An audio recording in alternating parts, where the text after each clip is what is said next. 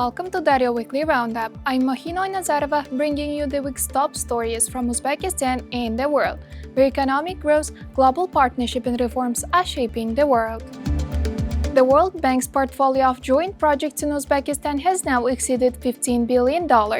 President Shavkat Mirziyoyev met with World Bank Vice President for Europe and Central Asia Anatella Bassani on June 29th discussed broadening strategic cooperation in support of Uzbekistan's ongoing economic reforms. Bassani, who is visiting Uzbekistan for the World Bank's Swiss Constituency meeting, also conveyed greetings from the World Bank's President Ajay Banga. The talks reviewed progress on agreements reaching during Mirziyoyev's meeting with Banga in New York in September 2025. The bank continues to strengthen its presence through its regional office in Tashkent and new financing instruments. The two sides also discussed preparations for upcoming high-level visits and joint events later this year, as well as the development of a new long-term country cooperation program focused on Uzbekistan's key socio-economic priorities. Future cooperation is expected to expand support for small and medium-sized enterprises, poverty reduction, the privatization of state-owned enterprises, and the adoption of artificial intelligence across the economy. With projects worth $15 billion, Uzbekistan and the World Bank are expanding economic cooperation to strengthen the country's economic sector.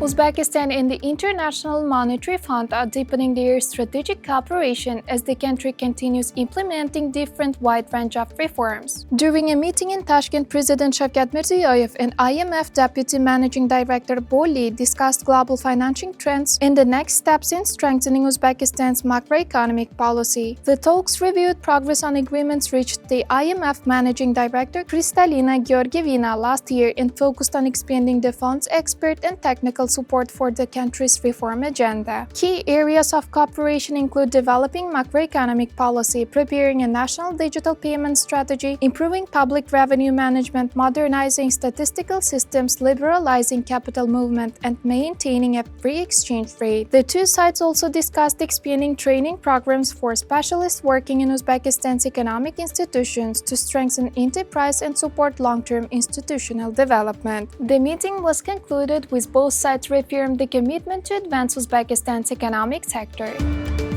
Uzbekistan's foreign trade turnover reached $32.8 billion in the first 5 months of 2026, marking a 3.7% increase compared to the same period last year. The country traded with more than 185 countries, with China remaining Uzbekistan's largest trading partner at $7.65 billion, followed by Russia with $5.77 billion and Kazakhstan at $2.27 billion.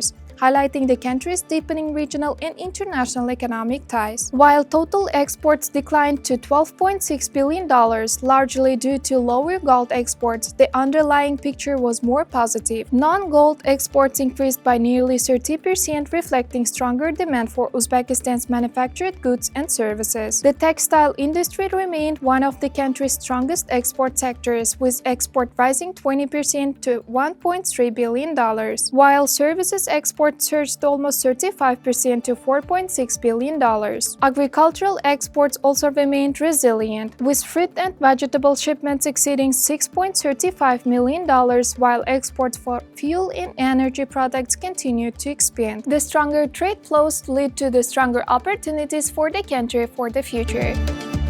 Uzbekistan introduced new package of financial support aimed at strengthening cotton and textile industry, improving financial stability and encouraging deeper processing of cotton fiber. Under a new presidential decree, cotton and textile clusters along the enterprises founded by them will receive subsidies in 2025 for every hectare of land used to grow raw cotton, provided cultivation is verified through satellite monitoring by Uzbekcosmos. The decree also expands support for manufacturers of dyed fabrics, blended yarn and dyed yarn, with eligible projects completed before June 2026, able to access remaining government subsidy funds. To improve cash flows, qualifying cotton and textile enterprises will be able to receive value-added tax refunds within 20 days without tax audits until July 2027. The government will also compensate part of the interest commercial loans used to purchase raw cotton and reimburse selected production costs, including electronic invoices and cotton purchased using companies' own funds. From cotton field to finished textiles, Uzbekistan is investing in every step of its growth.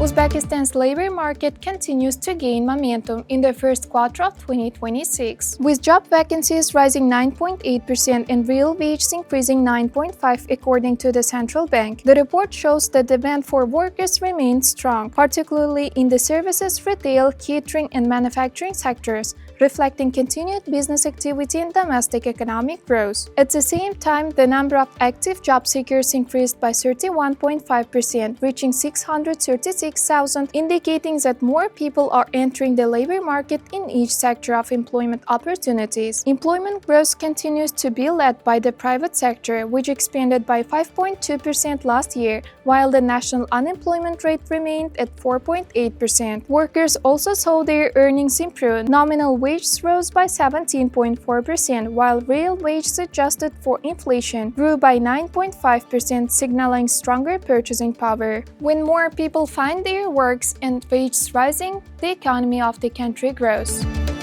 Uzbekistan's life expectancy rose to 75.4 years, according to the Ministry of Health. Officials say the improvement has been driven by expanded preventive care, wider vaccination coverage, and increased investment in modern medical services across the country. In 2025, more than 5.6 million children were vaccinated against 13 diseases, while 9.3 million women aged 15 to 49 underwent preventive medical examinations. The government has also expanded access to advanced diagnostics, modern treatment methods, and specialized healthcare services, bringing more medical care closer to local communities through primary healthcare centers and mahallas. Looking ahead, Uzbekistan aims to increase average life expectancy to 75.5 years by the end of 2026 and reach 78 years by 2030. When people live longer, it reflects not only to the better healthcare, it reflects to the development of the future.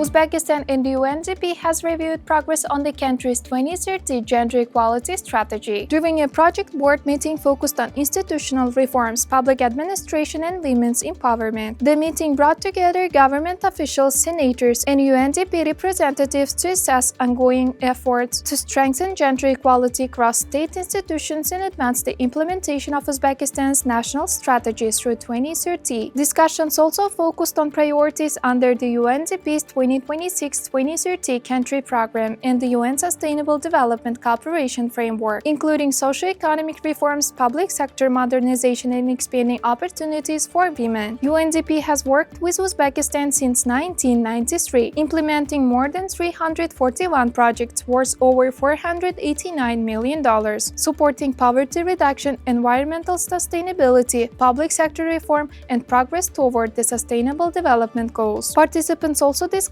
introducing international best practices into public institutions, strengthening the capacity of civil servants, and expanding future cooperation on gender equality initiatives. Uzbekistan has accelerated reforms in recent years. Women now hold 38% of parliamentary seats. The country has risen from 103rd to 52nd in the Global Gender Equality in Government Index.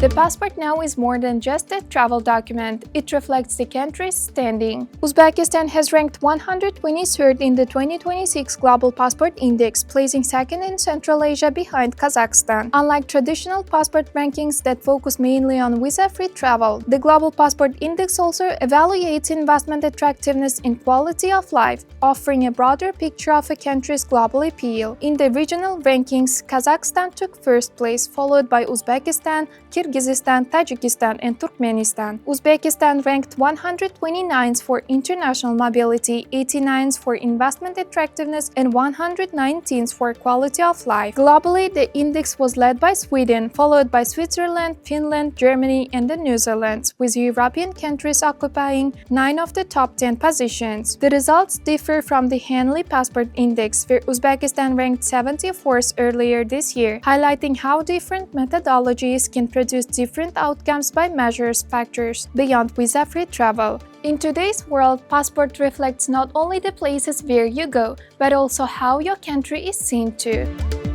Those were the key stories of the week. Thank you for watching Daryo Weekly Roundup. For more news and in-depth coverage, visit Daryo. Follow us on social media.